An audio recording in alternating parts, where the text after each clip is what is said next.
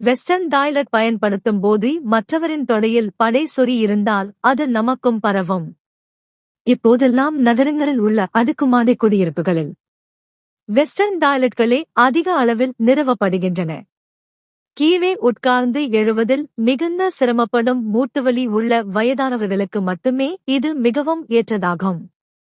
ஆனாலும் சுகாதாரமற்ற நிலையில் இதனை உபயோகிப்பவர்களுக்கு இதற்கு முன் அதை பயன்படுத்தியவர்களின் தோல் நோய்கள், இதர தொற்று நோய்கள் மற்றும் வயிற்றுப்புழுக்களின் நோய் தொற்றுகள் நிச்சயம் இவர்களுக்கும் பரவக்கூடும்.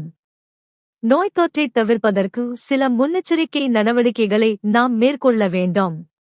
வீடுகளில் இதனை பயன்படுத்துவதற்கு முன்னர் பேசினின் அமர்விடத்தையும் இதன் பிளாஸ்டிக் மூடியையும் சோப்பு நீரால் நன்றாக சுத்தம் செய்த பின்னர் மட்டுமே இதனை பயன்படுத்த வேண்டும்.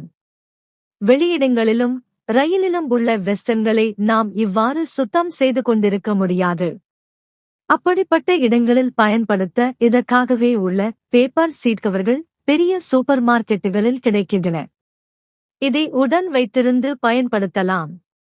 இது கிடைக்காவிட்டால் தற்காலிகமாக ஒரு செய்தித்தாளின் நடுவில் சுமார் 6 அங்குல விட்டமுள்ள துவாரம் ஏற்படுத்தி சீட் கவர் மீது அதை விரித்தும் கூட பயன்படுத்தலாம்.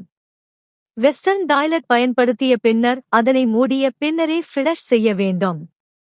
திறந்த நிலையில் ஃபிளஷ் செய்தால் குளியலறையில் கிருமிகள் பரவும் என்பது ஆய்வுகளின் முடிவாகும். புதிய வீடு கட்டுபவர்கள் அதில் ஒரு குளியலறையிலாவது பழைய முறையிலான சாதாரண இந்திய முறை டாய்லெட் பேசின் பதிப்பது நல்லது. குறைந்த வயதினர் இதனை பயன்படுத்துவதே ஆரோக்கியமான முறையாகும்.